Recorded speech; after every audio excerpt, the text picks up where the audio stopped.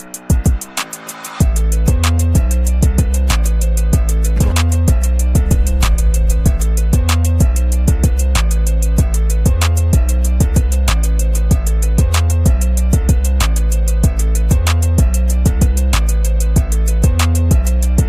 welcome to another exciting episode of the Andre The Beast Crayton Show. Today, we're going to go into the mind of a young man who used harassment to enter a field. I'm not going to say what that field is because I don't want to give it away, to make a difference. How often do we really see this? You know, we see it in like the military and stuff like this, but this is a particular field that with what's going on in today's society would make you wonder why you choose to get into this particular field. More importantly, what were some of the situations that resulted in you going to that particular field? And then since entering this occupational field, what has changed? What needs to change? And what are you doing since you've did this for a mission? I'd like to welcome to the show one of the most powerful podcasts, The Miller Experience. And let me tell you guys something about The Miller Experience. You guys really need to check it out because it clearly caught my attention. Even some of the topics that he's addressed on there needs a voice. It needs the viewers that are watching these podcasts to stand up and make a difference. Make this shit go viral so people can understand what's going on. So without further ado, let's welcome to the show the one and only Xcalibur Miller to the show. What's up, big dog? Dre, what's up, big dog? How you doing, bro? I'm doing great. Such a powerful podcast. But before we get into the podcast, because there's a reason that this started, tell the viewers a little bit about Xcalibur. Man, Xcalibur's a family man. Been married for 12 years, 6 kids. Live in Sumter, South Carolina. Raised by the excellent family. My father, Ernest Miller Sr., my mom, Cynthia Miller, my grandparents. Xcalibur just want to be the change, man. I like to walk it like I talk it. I just want to be the change, man. I want to be that voice to somebody else that can spark something else going on positive in the world. That's Xcalibur.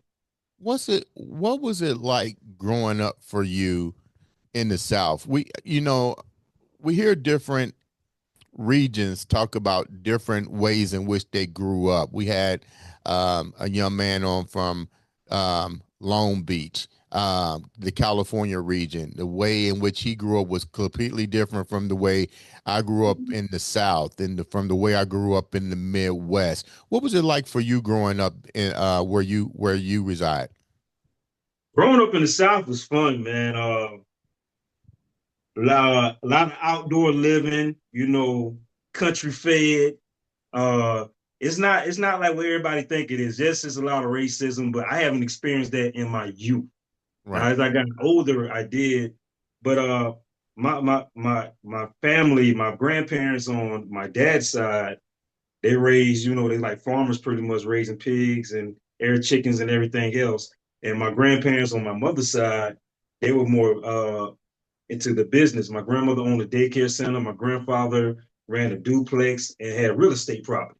Right. So, I mean, I had the best of both worlds, man. But one thing I will say, how I was raised, hard work, never accept anything that you wouldn't be proud of. Right. Always stand 10 toes down. Okay. And always be a man of your word. But I was taught by my family raising in the South. You said you experienced your first encounter with racism at starting in your teenage. How did that come about? So never forget, my brother and I was leaving from the gym in Jacksonville, Florida. Back-to-back traffic, really anything, just typical day in Jacksonville. If you ever been to the city, you know how it is, same type of day. I just remember drinking a big, tall bottle of smart water, just drinking it, and next thing I know, blue lights started coming behind me. Ain't thinking much, I'm telling my brother, I'm like, man, what's going on? I said, it must be somebody beside us. And they got on intercom and described our vehicle, told us to pull over my shoulder, which I did. Um, Officer approached my vehicle, informed me that we fit the description of two black males that just robbed a store, and our vehicle also fit the description also. Mm, I'm like, man, I said, that's not us, officer. So, they took us out of the vehicle, cuffed my brother and I, and started searching the vehicle. Didn't find anything. Let us go. Officer hit me with a citation for a seatbelt. Well, I asked the officer, I said, what is this for? I have a seatbelt on. He said, well, no, you didn't. I'm like, okay, but that's not what you stopped me for, but I have my seatbelt on. right. He like, just take the ticket and drove off. Now, talked to my aunt about it. She told me let's go to court and fight it. Even though it's a $25 fine, no points to get your license, anything. It's just the principle of Right. the matter. That's not what you originally pulled me over for. Right. He didn't show up to court, so obviously the case was dismissed. Fast forward to that, I remember me and my brother and I was going to so in Was he Jacksonville. a was he a was he a was he a was he a was he a colored officer, white officer? He was a white officer, but he had some black officers around him too. And the black officers witnessed They the went along with it. okay, so go ahead. So then you had Yeah. another incident that happened. So in Jacksonville, Florida, I went to a predominantly white high school. It was pretty much mixed. So I had a bunch of, white friends, black friends. So one of my white friends had a big house party in the neighborhood. They live in a well-to-do neighborhood. Now, my car ain't the best looking car, right? I remember back in high school, he's called me OJ, 'cause I drove a white Blazer like the Bronco. You know what I'm saying? so It did was a hand-me-down vehicle, right? so did my buddy. Yeah. So my brother and I headed to the party. I guess the officer saw me and my brother in their neighborhood and just pulled us over. This is the first time I'm actually discussing this. Nobody in my family know about this but me and my brother. Okay. Uh, pulled us over and asked us, what you N-words doing it? What? I said, excuse me? He said, well, what you N-words doing it? I said, we going to a party. I gave him the address such and such. Um, they had us detained until somebody can come To verify. verify that we're there for that party. How old were you? 17, 17 years old. Now, after that, I didn't experience anything.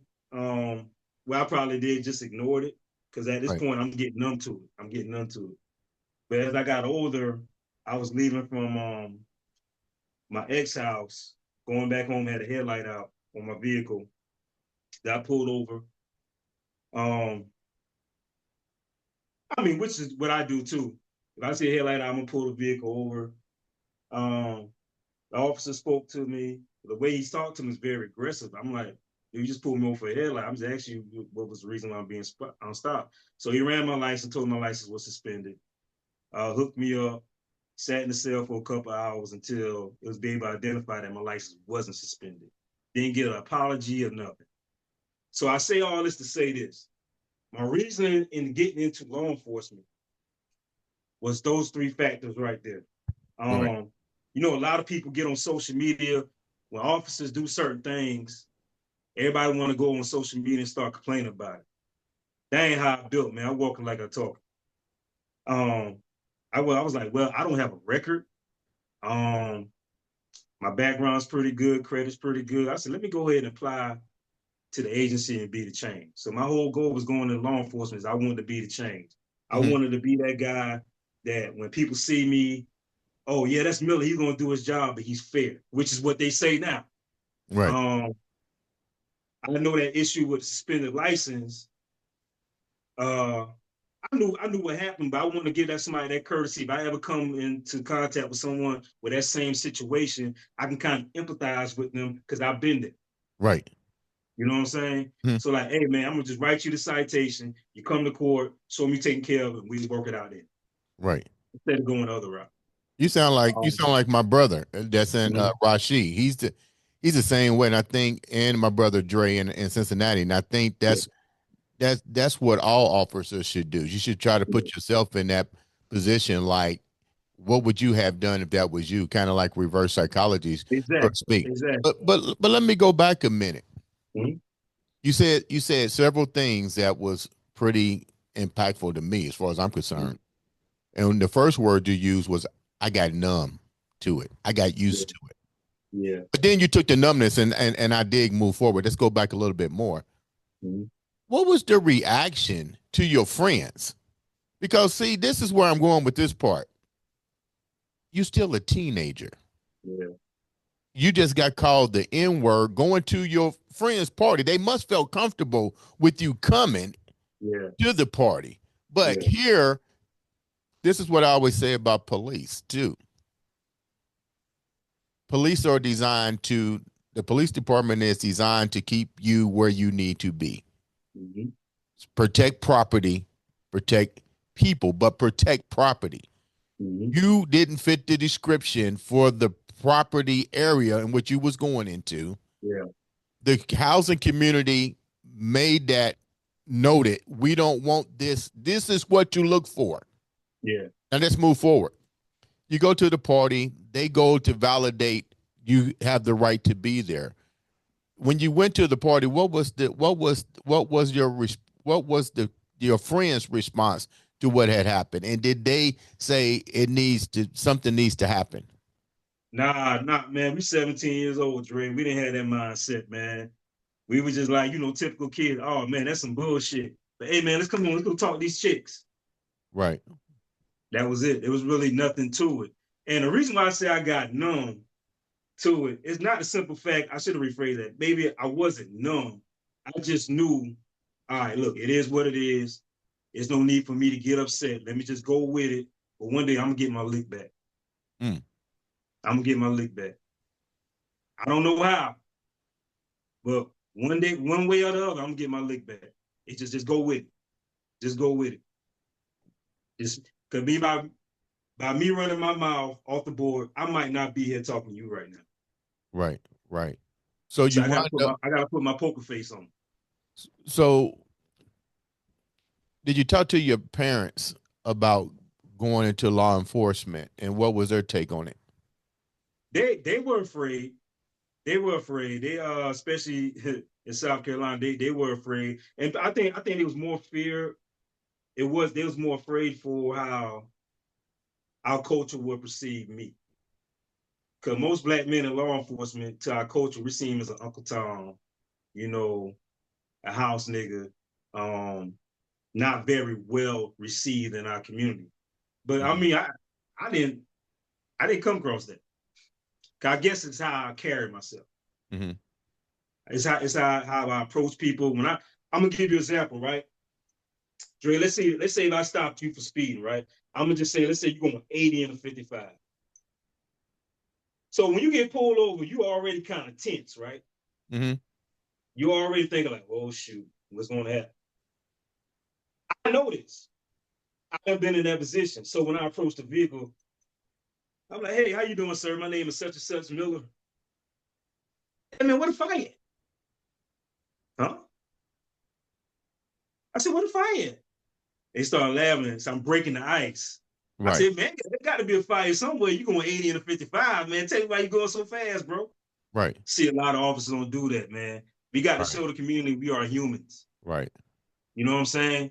Right. We got a personality. Right. Um, give you another example. I like a guy for DUI a couple years ago. He passed, but he came to court, and the judge asked him how he wanted to plead. He said, "Well, Your Honor, I want to say uh, I'm not guilty, but the officer was so nice to me. I believe I'm guilty." Cause the whole ride there, I'm talking to him I'm like, we all make mistakes, man. This is why I'm telling him to ride to the while I'm about to take him to jail. I'm Right. explaining to him, look, man, I didn't want to do this, but hey, bro, you out here driving intoxicated. Right. Man, let's not make this a habit, bro. You could have killed yourself, killed somebody else, man. Let's Right. make this a one-time mistake in life. Right. It's the way to do things, man. We don't have to be assholes to everybody. And not Right. every officer is assholes to somebody. Right. But I just want to be that officer that everybody, because the whole point of us being law enforcement, you want the community to trust us. So I want to be that person to be able to trust me. So if I train the next officer, he can kind of take notes and impregnate my things that I do, and he can go do the same thing in his career. Now it comes a trickle down effect, a domino effect of Hmm. what how we could be the change in enforcement and law enforcement. But you mentioned something about the domino effect, Mhm. but I also know reality is reality. Yeah, You're still going to have those individuals that infiltrate the yeah, structure the same way you did. You came into mhm, infrastructure to make a difference. You also have those officers that go in to empower themselves and to use the badge and the gun as a weapon to intimidate. mhm. And I'm pretty sure you ran across a couple of those officers. So my question to that is, how do you get along with your fellow co-workers that you know can care less about people of any minorities? Because we've seen such movies as um, what movie did I see? It had Don Cheadle and Wesley Snipes, and they were police officers, and you just saw the conflict. They was open with corruption cops, and this one cop didn't want to work with the black guy, and forget these ends. And I'm thinking, wow. And I Yeah, always tell people, television tells you pretty much like it is. But you came across police officers like that in your day to day? You don't have to give any names, but yeah, let's yeah. let's be real. But I'm gonna say this, Dre. I thank God. People might think I'm capping. I thank God I have it. But if I have, trust me, and I let people be known. I let my officers know. You do something fucked up, I'm turning your ass in. I'm Mm. documenting. I'm turning you in. No and ifs or buts about it. You treat that person like you. I say that's somebody mother. That's somebody father. That's somebody wife, uncle, such and such. You treat them the same way you want them to treat your loved one. I don't care Mm. what race they are. Right. Now, I will say this. I ain't saying no names. My first year, it wasn't with the agency I'm with now. It was with another agency. Had a situation with an officer. We was going to a K9 call, and the officer stated, like, hey, when we get here, I'm gonna have to do something to the dog. I said, okay, yeah, the dog attacked you. He said, nah. He said, nah. When we get here, I'm gonna just go ahead and do something. I said, man, I told him straight, I'm new. Hell no, you ain't doing that. Get me out of the car. I'm robbing somebody else. I don't Mm. want to witness that.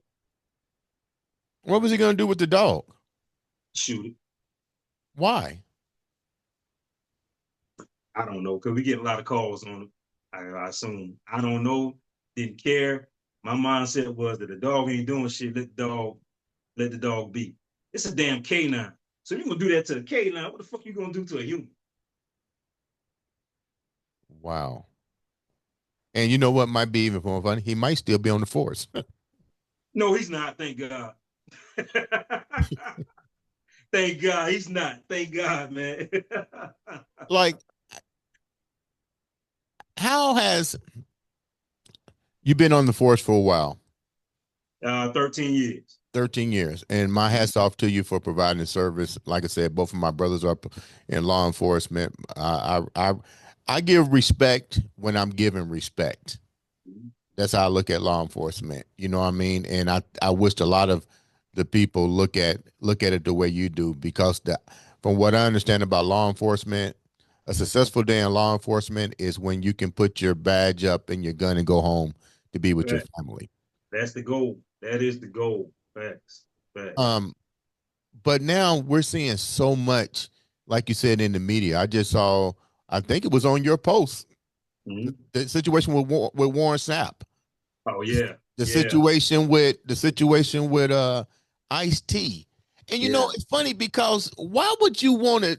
It's almost like what Ice T said, dude. Are Mhm. you trying to get overnight sensation by harassing me? I'm at the license branch right here. That's why Yeah. I'm bringing my car here to get it done.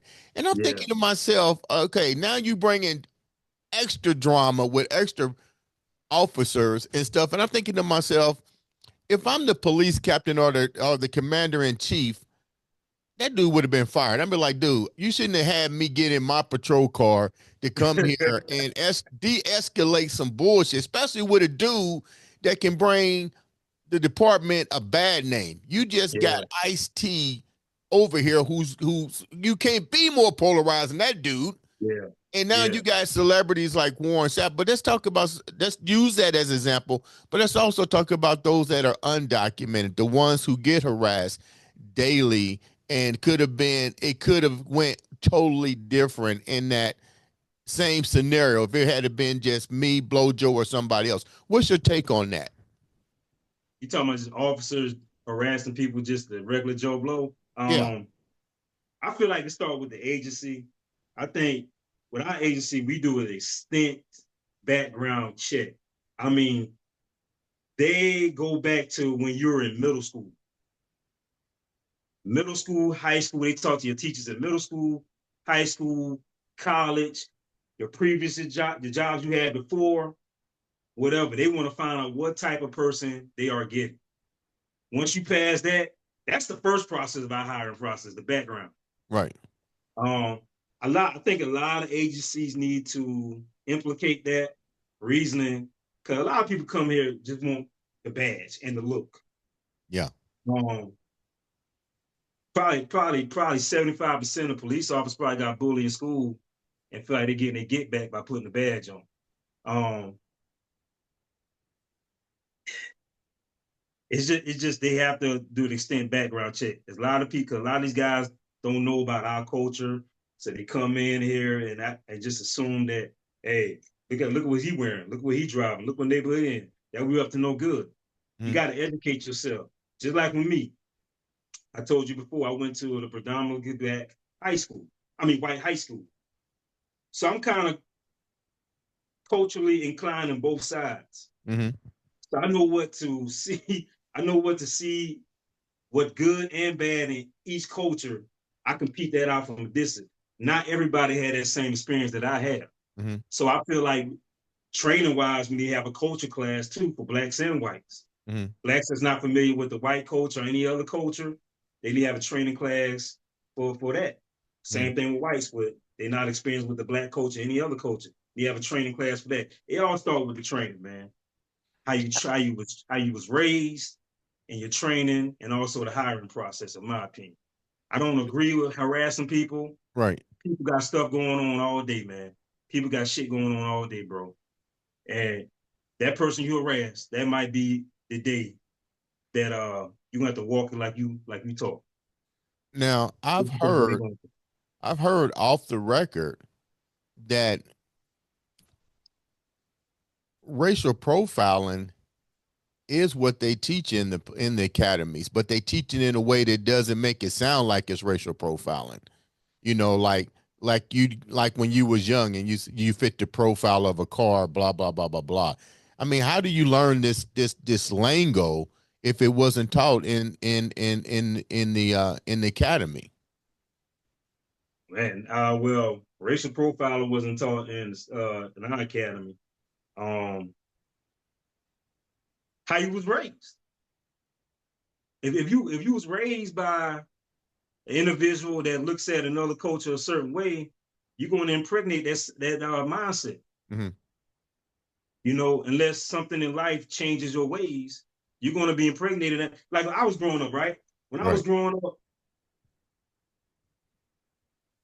I was never afraid of the police.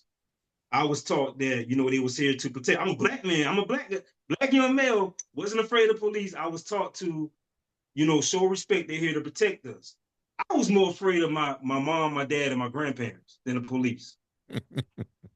No, real talk. Yeah. I was more afraid of them. Like if I ever got stopped, whenever I got stopped for a speeding ticket, I wasn't nervous for them pulling me over. I was trying to figure out how I'm explaining this to my mama. Mm. So it's all about how you was raised, how you was brought up. Now, if you was brought up that, uh, hey, black people, it ain't nothing but this. If you see him driving this car, it's no good. It's something going on. A black man ain't supposed to be driving that. Same thing with a white person. Oh man, if you see them with a beat up such and such, I guarantee some type of drugs in there. You know Mm. what I'm saying? So It's does just a how lot you of going. this stuff, does a lot of this stuff is pretty much impregnated in the mind through television That's then. all it is. It's how you was brought up. That's why I was saying earlier, when these agency hire people, they got to do an extent background check. The agency I work for, they ain't just hiring any old Joe Blow. I'm telling you, they not What have, hiring any old Joe Blow. You got to be on point. Your record got to be pretty much damn near squeaky clean. what have you seen change since you've been um since you've seen these new processes being implemented in through your agency? What have you seen change? In the manner of what? Just law enforcement in general, how the police interact with civilians. And let me explain to you where I'm going with this. Mm-hmm. Now you got ICE out. Now you got deportation. You got, you know, people are in panic mode right now. And I understand safety is a concern for everybody, both law enforcement and civilians. How has things changed with all this stuff that's going on in the last couple of months for you and your department, and how you guys um um approach people in general? Um, I noticed, well, with the crew that I work with and other surrounding law enforcement agency, I noticed like it's a little bit more passionate. I Okay. think because how everything is, like you say, how society is right now. I Hmm. think officers that would normally jump the gun, they starting to think a little bit more now before they just assume something, and just be a little bit more passionate and try to do a further investigation of the situation instead of just jumping ahead. Oh, they probably got this, that, and the third. So let's just talk passion. let's talk about this Miller experience. Mhm. Why did you feel a need for that, and to create a podcast platform, um being in law enforcement? Like, what's the big message when you say experience? That's a big word. Yeah. Let's go a little bit deeper into this podcast and what brought the ideal up and what's its focus. So I always tell people, right? It started during the pandemic. The pandemic is a gift and a curse. Okay. It's a gift if you're the type of person that you know. If it's a gift, the the the the, the the United States, the country shut down. Everything shut down during the pandemic. So everybody's trying to figure out how they're gonna do this and that, do this and that. It's a gift if you're the type of person that you're a hustler, that you're trying to make a change, whatever. I think it was the perfect time to get my voice heard. Now, before I go there, I want to fast forward in the beginning. I went to Bethune-Cookman College. I majored in communication. Uh, Obviously, being a kid, I didn't pass. Hey, I was outside too much. I didn't graduate college, but communication was always my passion. Right. Wasn't law enforcement. I love law enforcement, but what I'm doing now on the side, this was Right. always my passion. Law enforcement, my passion too, but this was my first love here. So that's why I said the pandemic was a gift, because I noticed everyone started doing these podcasts. I'm like, this is something that I always want to do, be in front of the camera. But I didn't have a degree. I thought you had to have a degree to be able to work for the news or do some type of sports anchor or even be on the radio. I'm like, yo, this is perfect. I can really get my thoughts out here. Uh, Guy with my buddy Victor, you've seen him on my show, guy with the glasses. Yeah. He's heavy into videographer. So we got together, came up with the plan, came up with the name, the Mill Experience. And the Mill Experience pretty much is having up close and personal conversations with people that I admire. Hmm. Like if I'm talking to you, I admire your hustle. I would love to have you on my show and talk to you. Anybody else you've seen on my show, these are people that I personally have an admiration for, and I want to know more about the individual. Mm. Yeah. Let's go back to the last episode you did with Warren Sapp. What's your take on that? So that happened 4 years ago. That was like a throwback Thursday. So Yeah, that's right. It was Third Back Thursday. yeah, throwback Thursday. I like the way you marketed that. I'm like, I don't know why I didn't think of it. Yeah, I did see the Throwback Thursday. Throwback Thursday, yeah. What was the But the reason for situation bringing that that happened with back? that, it was like I grew up and I played football. I played linebacker, but I used to love Warren Sapp, man. That was one of my favorite players. I'm a Green Bay Packer fan, but Warren Sapp was one of the players that I liked whenever Tampa Bay played. So I'm on Instagram trying to hit people up for interviews, and I came across Warren Sapp Instagram. I noticed that his number was on his page. I called it. Didn't expect him to answer the phone. I'm thinking he probably had a representative or something. He answered the phone. I'm like, hey, how you doing, Mr. Sapp? Good afternoon, Mr. Sapp. My name is Ernest Miller. I'm just calling in reference to a possible interview if you're interested. I said, what? I'm like, yeah, a possible interview if you're interested. He's like, man, you calling me on my phone 12 o'clock in the afternoon about an interview? I said, yeah. I said, yeah, it's 12 o'clock in the afternoon. That's correct. I feel like that's a decent time to call somebody.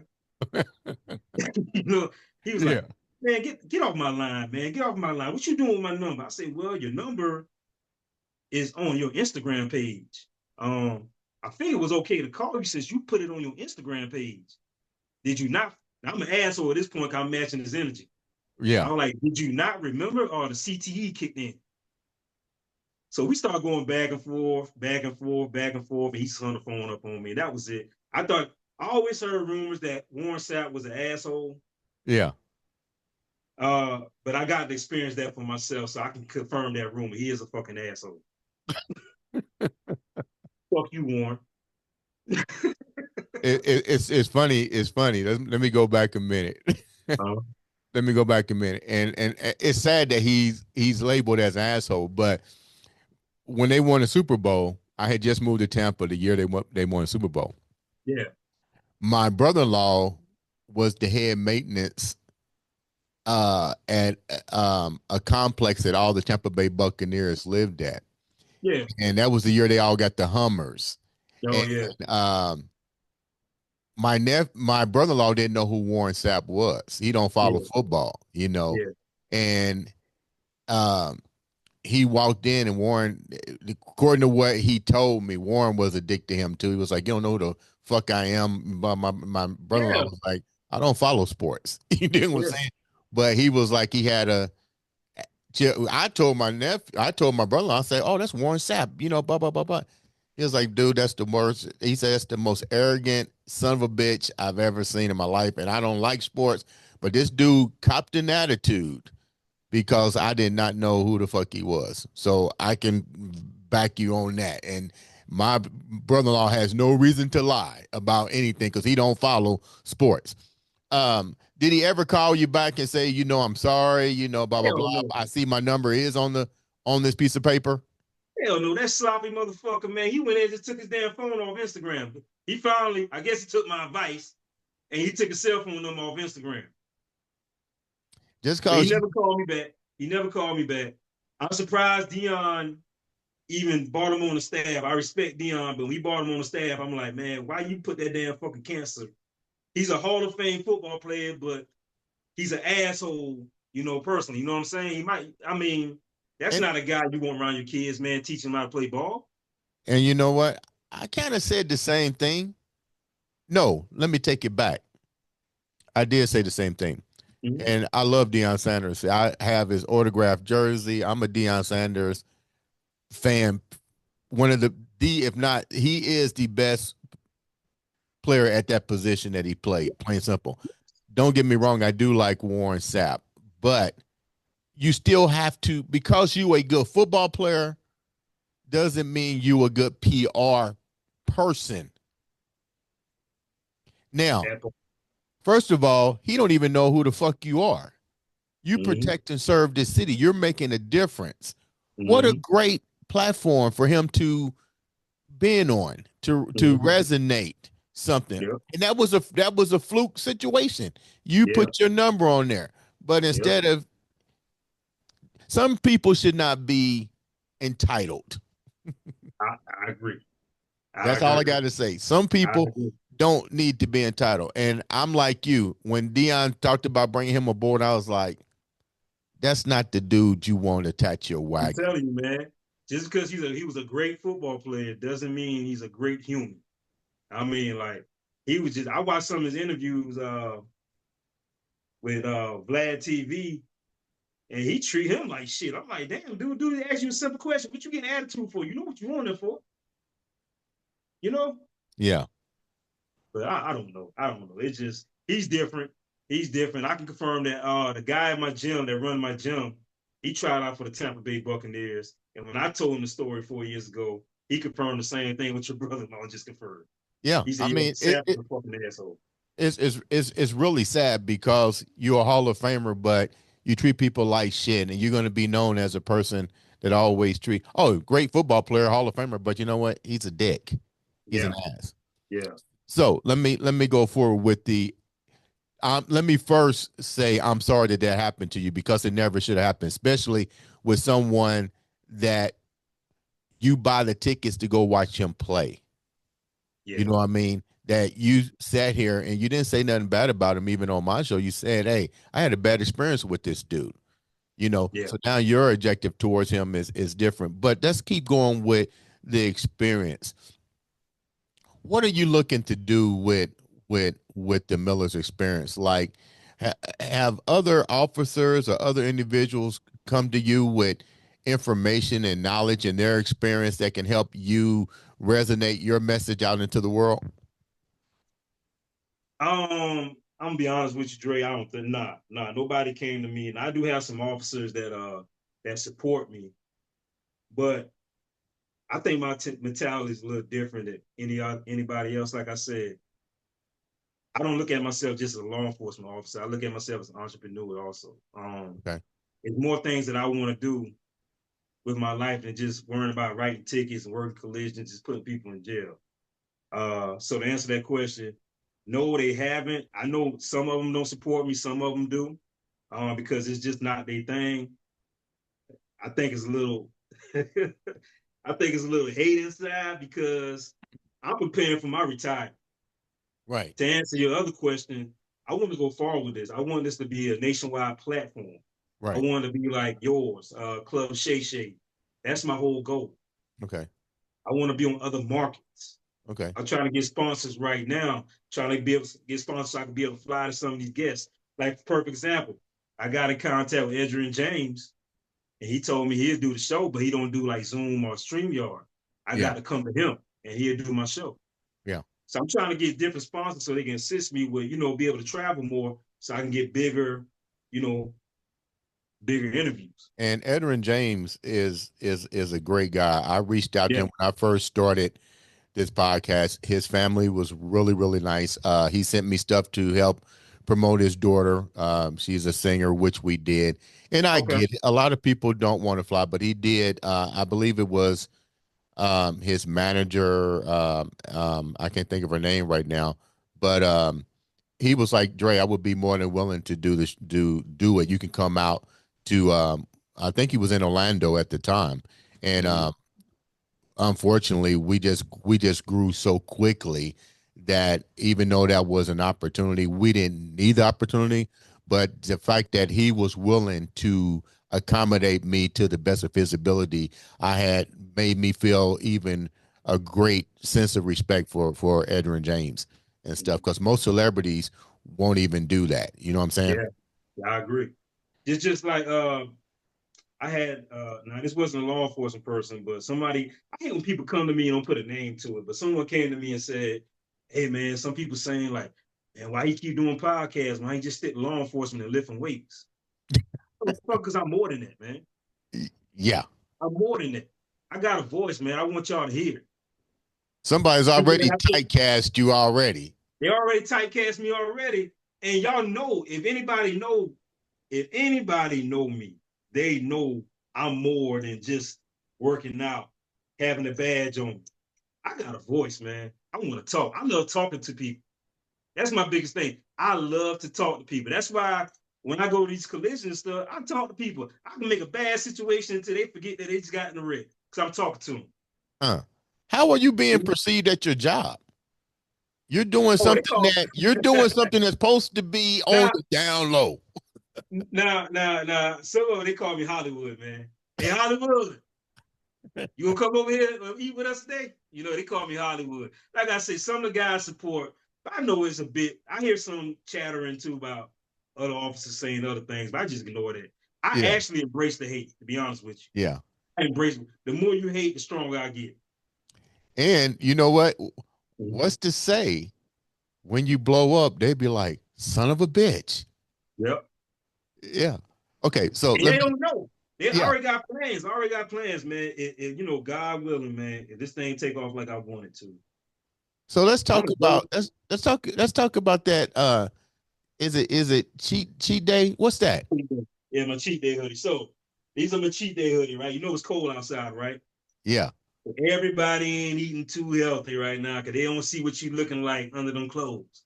So that's why we got the cheat day hoodie. You know what I'm saying? When you ready to go cheat, just put on your hoodie and do what you got to do, baby.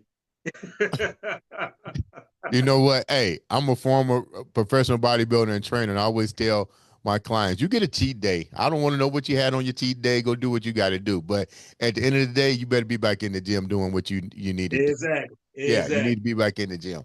Exactly. Have you always got involved in working out? Always. Yeah, I've been into fitness since 15 years old. Really? Um, I got into it. I actually got into it to play football. I, and I just got addicted to it. The training aspect, the dieting. I just got addicted to it. And even after I finished college, I played a little college ball for Bethune-Cookman. I played running back and outside linebacker. But even when I left college, I just proceeded to do it. But this time, I had to have a reason to continue it. So I got into bodybuilding also. I Hmm. competed for like 4 years. Never went national, never went pro or anything. But I love the grind of bodybuilding. I love the dieting. I love the guy to get up in early in the morning, get my hour cardio in, eating my 6 meals a day, getting that training in, resting. It was just something about the grind of it. It Okay, so wasn't, why you didn't want to go up there with us with the big boys up at the national man. and You know get their what? pro card? I thought about it, but it just got too. My wife got pregnant, Okay. so and you already know that's a second job prepping for a show, man. Yeah, yeah, yeah. You you know that's a second job, and I knew during that time I couldn't prep like I want to. Right, So I'm like, I'm not gonna go in half-ass. You right. know, if I'm gonna do it, I'm gonna go do full blown. So after that, I just started just training others, and I just maintained my physique, but I wasn't dieting hard to get ready for a show. But I'm actually thinking about doing it again, Uh-oh. probably this year, next year. I'm thinking Uh-oh. about it. It's crossing my mind. My daughter, 14 years old now, so I got time to prep now, man. Okay, I'm more than willing to help you get to that next level, Okay, dude. okay, we can do that. We can do that. So you shared something with me off camera that I think is really it needs to be polarized. Mhm. You're working with athletes that are fatherless to allow them to have an opportunity for knowledge. You have two jerseys behind you. I'm not feeling number 12 because Hey, hey, I'm I'm a not either. Dallas But I'm a Cowboy Packer fan. fan. You know what? I'm a Dallas Cowboy fan. I know what you're about to say. Yeah, but the thing about us Cowboy fans, I know Stephen A. Smith hates the cat. It's not that he hates the Cowboys, but I get what Stephen A. Smith says. You know, they're America's team. They're the most polarized team, and I get it. We haven't been to the playoffs in quite some time, but I do respect the fact that you do have Aaron Rodgers back there. He is one of the greatest quarterbacks of our generation. I'm not a Green Bay Packer fan, but I do respect talent, and number 12 behind you is definitely a talent. Oh With two yeah, most jerseys definitely. behind you, what's your mission with the football project that you're trying to launch? So number two is Brian Mans. He's played for Clemson. Um, he got sick and he became paralyzed from the pretty much from the waist down.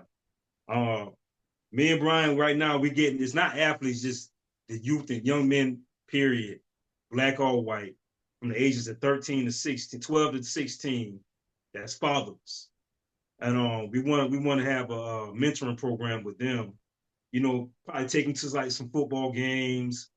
Um, Take them out places, just teach them how to tie ties, just the basic stuff, change tires, check your oil, change oil, just different man stuff that, Hmm. they probably not get from home from their mother. Hmm. The key is we just working in law enforcement, man. These young men, you could tell the young men that don't have at least a strong male figure in their life, or don't have a father in their life. I'm gonna give you a perfect example, right? Uh, I remember I was just patrolling and I saw a vehicle stuck in the middle of the road. Put my blue lights on, got out the vehicle. Two young ladies in the front seat. One of the ladies, the driver, was pregnant. So I was like, "Oh man, what's going on?" Tom? Our car just stopped on us. I said, "All right." I said, well, ma'am." I told the passenger, I said, "Ma'am, you probably want to get." I said, "I will help you push, but I got to get behind you guys with my blue lights, make sure nobody hit you guys while you trying to move the vehicle out the road." Mm. So I said, "I'm sorry, but you're going to have to push the vehicle, and I'm gonna be right behind you, my blue light." She's like, "Okay." So when I'm talking to her, when she got in the car, I'm looking in the back seat. I see a young man in the back seat on his phone. I said, "Hold on." I said, "Hey, who's this?" "Oh, that's my little cousin." I said, "Young man, how old are you?" 17. I said, "So hold on, time out.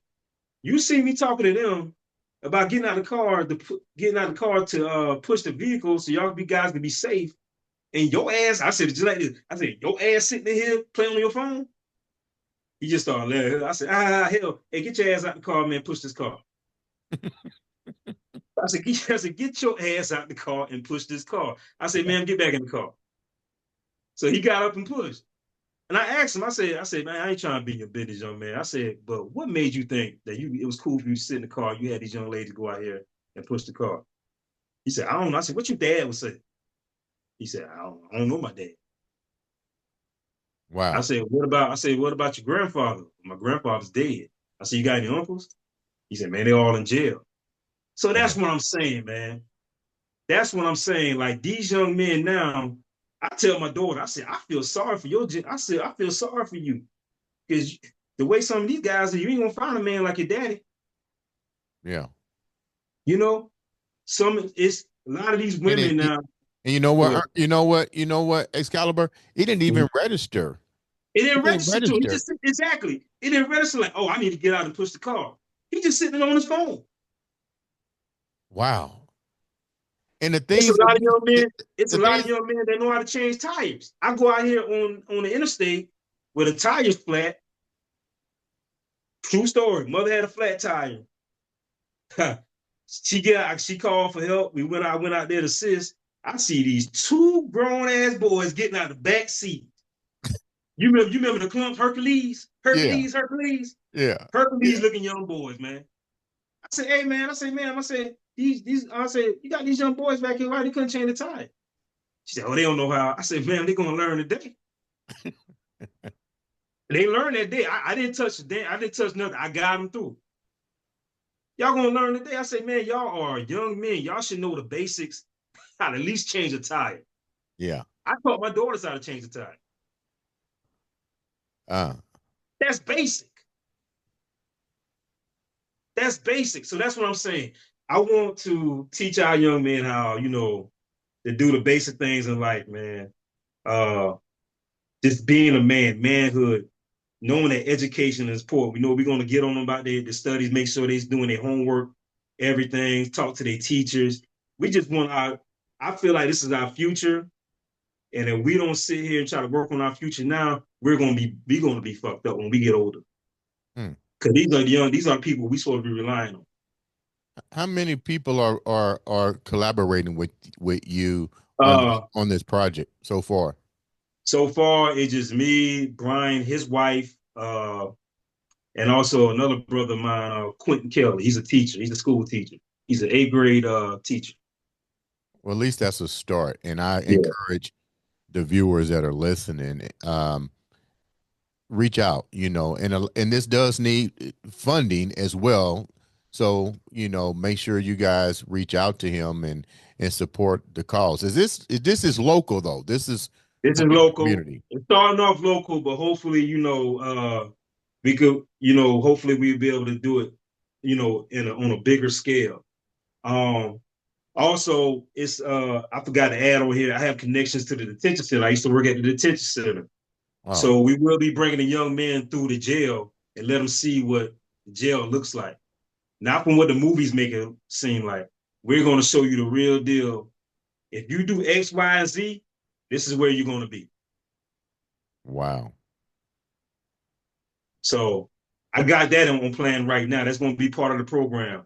We're going to have them do a walkthrough in the jail. That's why I say I want the young men that's fatherless. If you have a father in your life, you can come, but I don't want to step on any toes. You know what I'm saying?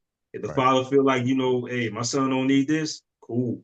But I definitely want to target the young man that doesn't have a father, that's fatherless. And you know what? It's cool that you're doing that. My hat's off to you. I encourage Mhm. individuals to definitely be a part of that program, whether you send money or whatever. You know, help these kids to see that there is a choice. It's so funny. I share somewhat of a similar situation. You know, a lot of these kids need to know that somebody cares about them. That's the bottom line. That's it, man. That's it. They just want to be loved. They want to be loved. That's all. They want to be loved. I like the Scare Straight program. Yeah. My mom sent me to it when I was little. Yeah. I remember I cried. I was like, Hey, I I walked sent in, my I walked in tough, but I yeah, came out and go, I don't want to do this. my stepsons, right? They're now 30 and 26. Well, I call them my sons, not my stepson. But during the point when me and their mom first got together, the first 3 years, they used to give their mom hell. And I used to tell my wife, I said, hey man, they run a game on you. She didn't want to believe it. She was a single mother. Yeah. So I was working at the detention center there then, and I took them through the lockup hall, the 23 and 1. So pretty much these are guys that stuck behind the wall for 23 hours and they can only come out for an hour of rest. So they already going crazy. Man, we went through the walkthrough. They saw the cells and the guys banging on the wall, feces being thrown at the window. They act like, the inmates act like they throwing feces at them, but it's only hitting their window. They jumping scared. And guys just banging, banging, banging on the wall, call them all kind of names. Man, we left out of them, both of them crying. Yeah. And they went home and they apologized to my wife and said they'd try to do better. They didn't give you no more problems after that. I ain't no more problems. But Okay. see, they never gave me problems. It was just they was always giving my wife problems. But my wife, that motherly figure, Yeah. she's going to ignore it. But I didn't like that. So Yeah. I said, all right, cool. I got something for y'all. That's called what's that movie with Tyrese? Uh baby Baby boy. boy. Baby boy. Baby boy. Yeah. Yeah, yeah, I was like, yeah, you're right. I was like Vin Rames. yeah, yeah. Yeah. And it's really sad. That's another topic we can talk about, Yeah, where mothers handicap young men. I I get agree. it. I get it for the lack of fathers not being there, but let's call it what it is too. Yeah. A lot of mothers put men in the situation to not want to be fathers because both may or may not have the ability to communicate. Because I know a Well, lot of fathers that really probably want to be a part of their father's life, but sometimes the system and the lack of communication skills on both kind of hinders that. What have you thought about that? I'm gonna say that's BS on the father wants to be in the child life, but the mother is hindering from it. And the reason why I'm gonna say it's BS because I'm a living testimony of that. Mhm, So my ex, I got a soon to be 18-year-old daughter from my ex, right? mhm, Uh, we weren't together um during the time that I met my wife. But when me and my wife started getting serious and we moved in together, somehow I couldn't see my daughter anymore, mhm. right? So I used to complain about it, right? I was like, man, I'm like literally probably 5 miles away from my child. I can't see it because the mother's giving me hell about it. Like every time I want to see her, it's always an excuse. So my wife, she pretty much just told me straight up, said, why don't you do something about it? I said, okay. I said, well, what can I do? She said, just figure it out. So you know what I did? A lot What? of people they look at me like I was crazy, but actually I'm a tell all the young men to do this. I put myself on child support. And the reason why I did that is now there will be no excuse for me to see my child. If she doesn't allow me to see my child, that's a violating the court order, and she can go to jail. Yeah, but isn't child support in some states, child support and visitation are two separate cases? Not in South Carolina. Okay. If Okay. That's what I if was going to you're say on child because in support, certain states, in okay, Indiana, it's two different cases. You can pay child support, and if there's not a visitation order put in place, they can still see that's withhold the your thing though. child. You got to put that visitation order in place. You got to put that in there. Yeah. That's Yeah. up to the father. That's one of the speculations. You Okay. got to put that visitation order in there, and Okay. that's what I did.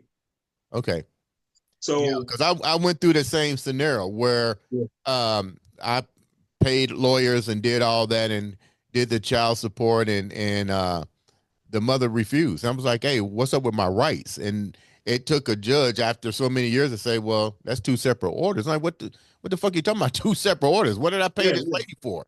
Well, yeah. you needed to add that in, or we got to file a separate order because child support and visitation is two different things. That's like this is crazy. This Oh is well, this is really all about money, nickels and dimes. Nobody's yeah, concerned about the rights of the father wanting to see the kid, especially when you're dealing with maybe toxicity. yeah, You yeah, know what I mean? But you was yeah. able to. Who informed you to do both of them at the same time? To put That was both. my wife. Like I said, my wife actually she kind of put that bug in my ear. She said, "You ever thought about trying to put yourself on child support?" And I said, I never thought about that. Child support don't scare me. 'Cause I take care of my child regardless. All it is now is just a court order. They have to pay this, and that. But I never thought about it. She said, look into it. So I went in there and looked into it, and they told me, yes, you can put yourself on child support, and you can also mandate that you have visitation rights, Wow. every 2 weeks. So that's what I did. And guess what? When I did that, she was calling me, begging me not to do it. What? I said, nah. I said, no. I said, look, every time I want to see my child, it's always an issue. I said, I have to do this for me to see my child. I have to. What did she say she would do differently if you She didn't said do she said she would start letting me see my child. I didn't trust that because she done ran that game on me before. it? Mm. So I say that to say this: if a man truly wants to see his child, ain't no woman, ain't nobody, not even Jesus Christ himself, be able to stop you if you That's want to be in your child life. you definitely have bought the experience to the show today. how can how can the viewers support you? How can they find your podcast? How can they get in contact with you to help you take this to the next level? So you can follow me on Facebook, Xcalibur Miller, Instagram _ the Miller Experience, TikTok, the Miller Experience. My YouTube channel, please subscribe. We're currently at 923 subs. Please subscribe, like, share to the channel, The Miller Experience, and also Spotify, The Miller Experience. If you guys want to donate to the mentoring program that me and myself, Brian Mance, we're starting up, you can either DM me at the _ the Miller Experience, or you could DM Brian Mance, Brian K. Mance on Instagram for further information on helping out with that. Now, you sure you don't want to bring another experience to the table, like maybe providing a phone number? They won't get the same Okay, responses. I'm They sorry. won't get the same responses Warren Sapp gave you. You're right. You're right. So my telephone number, I don't know Brian number about heart, but my telephone number is 803-565-9752. Again, 803-565-9752. Or you can hit me up on my email. Check it out. EAENEST Miller 83 at gmail.com. Again, EAENEST Miller 83 at gmail.com. You can hit You me up to donate to the Mill Experience podcast and also to the mentoring program. you know what?